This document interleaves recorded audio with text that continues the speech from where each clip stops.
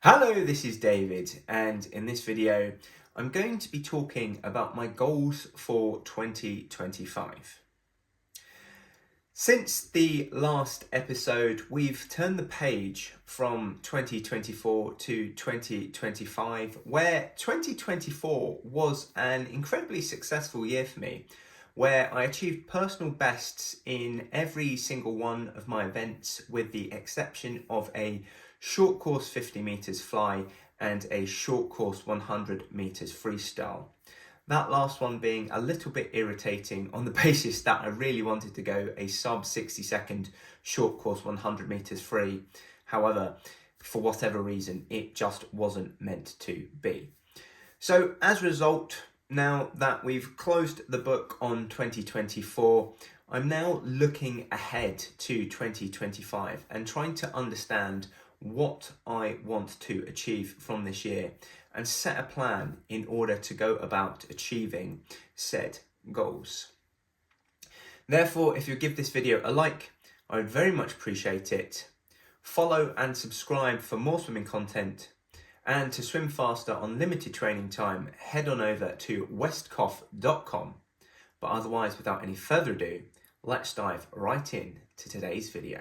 So admittedly, 2025 is most likely going to be my most challenging year yet. And the reason for that is that I'm expecting the birth of my first child right at the start of February, which is difficult timing wise because I've got this month of January where I still have the freedom to go and train pretty hard. However, I can't really enter any events in the build up to that February as we're getting ready for the birth of said child. And then once the child is here, I'm expecting we're going to have a few months where hobbies such as swimming fall by the wayside and out the window, where focus naturally goes on the care for this child and helping it to get through the very initial stages of infancy. Therefore, I'm a little bit unsure at this point as to when my first competition is going to be. And it may be such that I end up sitting the first 6 months of this year out of doing any competitions, which is a little bit scary because in order to motivate yourself for training,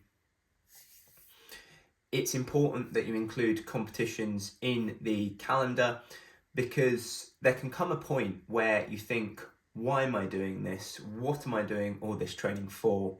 And when you've got competitions in the calendar, it can make that question a lot easier to answer. And therefore, over the first 6 months of this year, I'm probably going to have to undertake swimming for the enjoy of it. My training is going to have to be simply for the enjoy of training, both in the gym and in the pool, because otherwise I'm just going to burn myself out.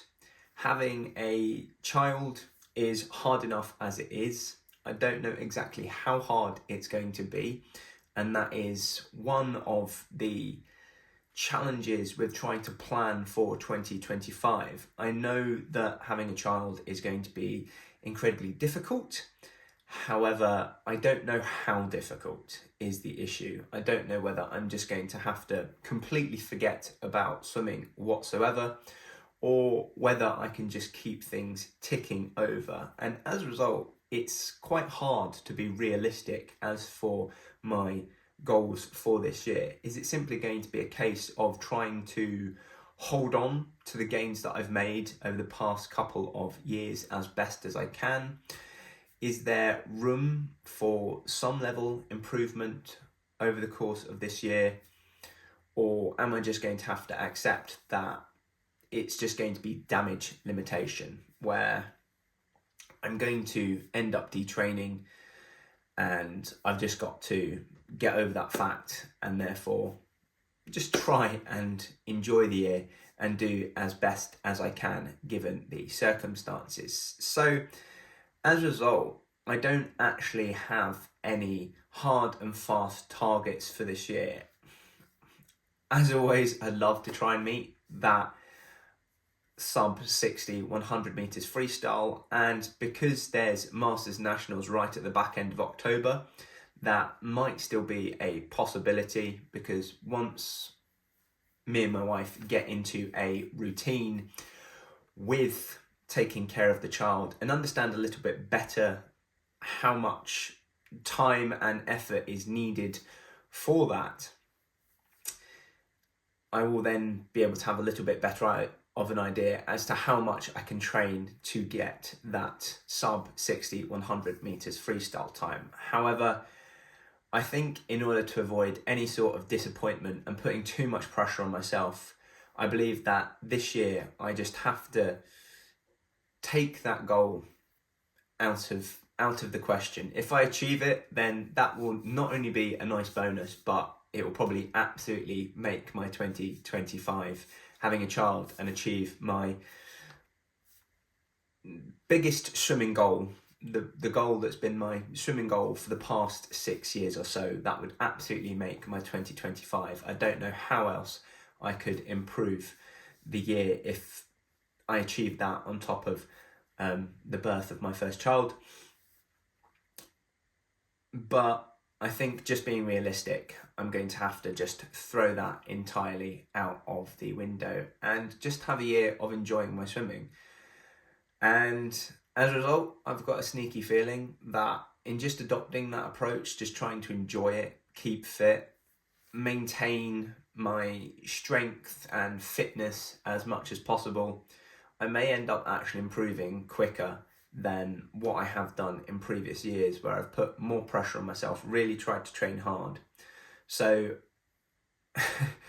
in the back of my mind, there is that little bit of optimism that in reducing my training, having to think about doing the bare minimum and getting the bare minimum done, having the bare minimum of time, and how I can maximize the use of that time in order to keep my strength and fitness and improve, that it may actually force me to think about what are the key things that I need to be doing and just do those. And in doing those more, I may end up improving further. However, I don't know. There's the possibility that is possible on the limited training time that I'm going to have, or maybe it's just a case of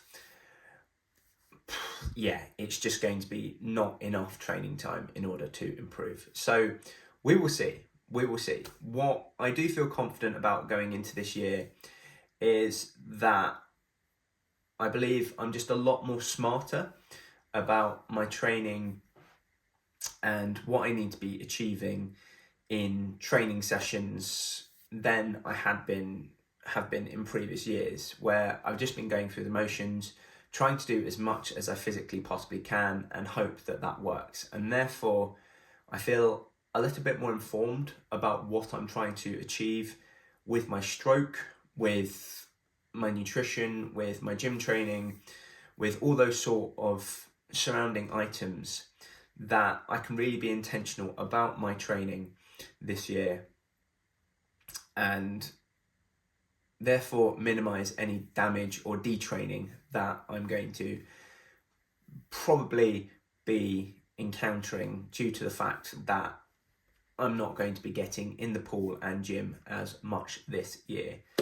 So, bit of a weird conclusion to this video, because at the end of the day, I don't really have any hard and fast concrete swimming goals other than to enjoy the year, make the most of each and every training session. I did, at the start of this year, set the goal of trying to get in the water every day and do a little bit of sprint swimming, whether that simply just be a 50 meter sprint or a big sprinting main set in the pool. However, having come down with a cold right at the start of this year, which is really unfortunate timing because now is the time where I've actually got a month or so to dedicate to some hard and fast training. By the time I get over this cold, I'm going to be essentially within a few weeks of the child being born, and therefore it's just going to be really difficult essentially to keep up that level of training that I want, or do the level of training that I want to do. So it may be a case where I just have to accept things now, find a routine, find a rhythm that works, where I'm able to do the things that I need to be doing week in, week out in order to maintain my swim speed / improve.